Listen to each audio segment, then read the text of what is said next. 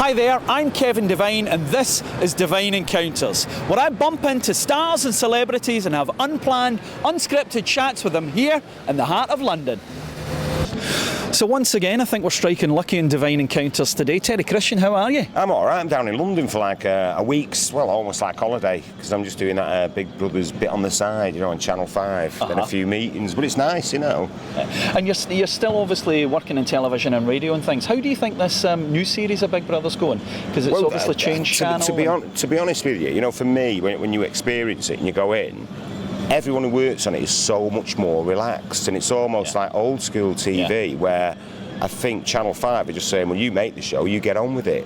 Whereas Channel 4 was always a bit too micromanaged. So, you know, if you were a producer and you're trying to book a guest like me alongside another guest, you've got to go to the execs and the commissioning editor, and you're waiting 3 days while he decides if the chemistry is right, you know, between, do you know what I mean, for like 10 minutes worth of chatting about what they've seen on the programme. So it got ridiculous. So, of course, that would hold you back and add to his stress levels.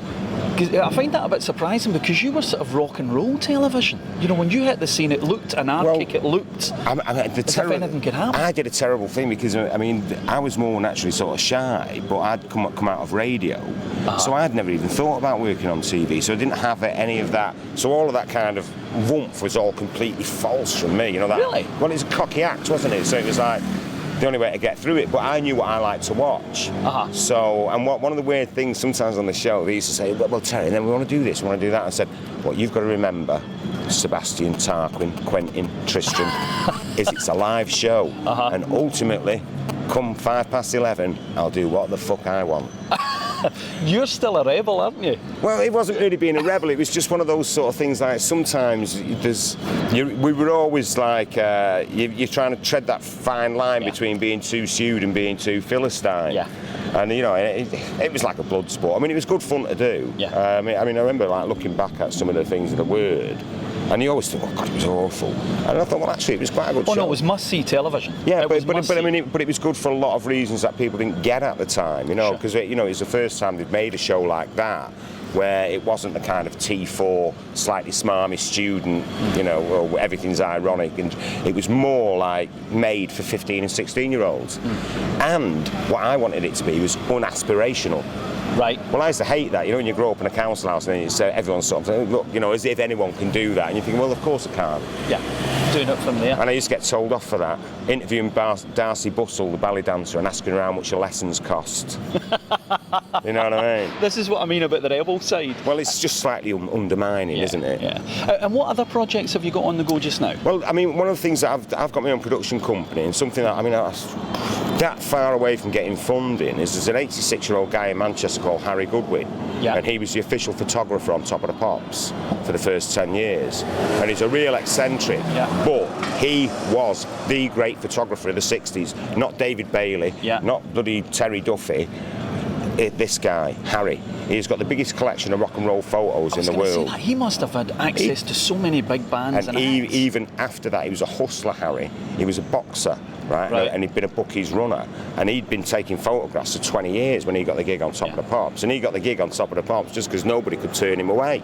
He knocked Brian Jones out at the Rolling Stones on the first night at Top of the Pops. Cher, when she played in Manchester 5 years ago, sent a stretch limo out to his house, like Steptoe's house in Charlton, sitting on 30 million quid's worth of photos. John Lennon's favourite photographer, Stevie Wonder loved him.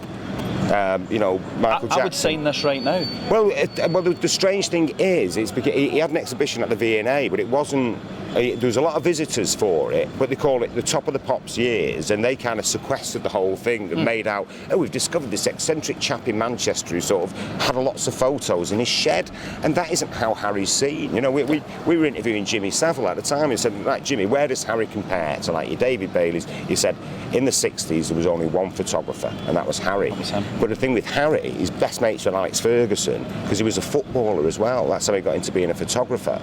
But during World War II, there was no league, and then he got drafted into the RAF, and because he was good at football, they found him a cushy number as a photographer. But he's a fascinating guy, right? You know, and again, he thought there was always something a bit a bit effeminate about pop stars, boxers and footballers. That was his thing. Real men. Oh yeah, real men. He was on the boxing board of control for years, Harry. Yeah. So Muhammad Ali, you know, all the sort of big champions, all the British champions. Even, you know, if he ever has an exhibition, even people like Ainsley Bingham turn up, you know, and John Conte and that for Harry. And then, you know, then all the footballers, Kenny Dalglish, you know, Ferguson. He used to take a lot of photos of Jackie magazine, you know, in the 70s, and they were sort of based up in Dundee, is it, or somewhere? Yeah. And he used to go up there, and while he was there, he thought Aberdeen are doing well. He'd go and take loads of photos of the Aberdeen side of Fergie. So now, of course, since Fergie's at Old Trafford, I mean, Harry was the only one that Eric Cantona would pose for. Wow. Now, that's what you call real credibility. If he can open the doors for people of the likes of Cantona. He's 86. Yeah. He's 86, and he won't sell his photos.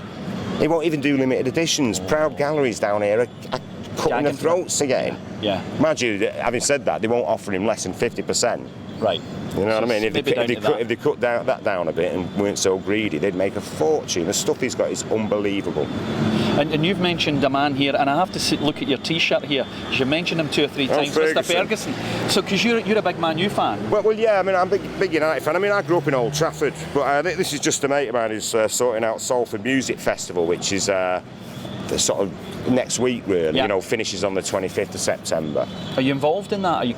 Yeah. I'm comparing there the last night, and yeah, in fact, I'm trying to think. The girl who was in one of the Harry Potter films, she's got a band there, Molotov Jukebox, they're playing, right. And then you know, there's a lot of Manchester acts and everything. Good. Although Hookie's away, Peter Hook's away, isn't he? Well, that's that whole Manchester scene at the time. You know, the New Order coming out in Hacienda and everything has now gone down in history. Well, it is become legend. Well, what's quite funny about it was funny enough, there's a Scottish guy in Manchester about a year and a half ago, and I was just coming out of the BBC, and I thought I'd go to the Lassigowry pub for one. Well, it was 11:30, and as I got there, I saw this Scottish guy, and he's photographing Manny out the Stone Roses. So I know Manny anyway from way back, so I said, all right, I'm just going for a pint. He said, oh, I'll come with you. And the Scottish guy said, you're that guy off the word. I can't believe this. First time I've ever been to Manchester. I've only been here 2 hours and I've only met Manny. And I said, oh, that's all right. So we go in the Lassigowry, we're sitting down there, we get our drinks. Next thing you know, Marquis Smith out of the 4 walks in. Right? And then Bungle and Graham Lambert out of, the Inspiral Carpets. Yeah, the Carpets. And it was like, I said, it's not always like this, but it sort of is in a way. It wasn't the AGM or something of the Manchester scene or anything like that? No, but it just does get like that sometimes, you know, because it's a very small city centre, and everyone still goes out because, you know, you've got loads of middle-aged blokes basically who've never had a job. Right, okay, I can get that. And I suppose it's that sort of village thing as well. Glasgow's a wee bit like that, you know, where you have, if you're in the music world or the film world or TV, you sort of see faces you know and things. Well, it was all a bit unreal as well, and also, you know, with all those bands out of the Manchester scene, you know, like James,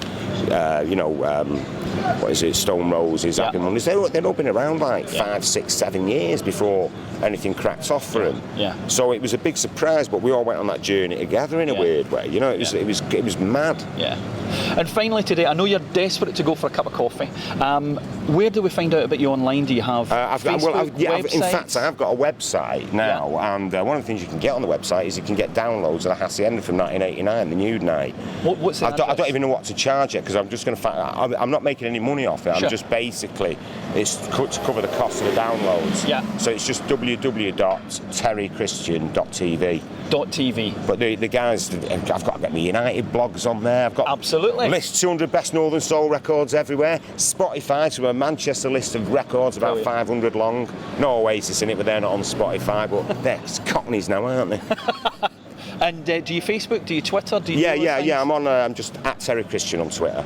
Brilliant. Yeah. Enjoy your coffee. It's been a real pleasure meeting you today, mate. And we'll chat football sometime again. Absolutely. Yeah.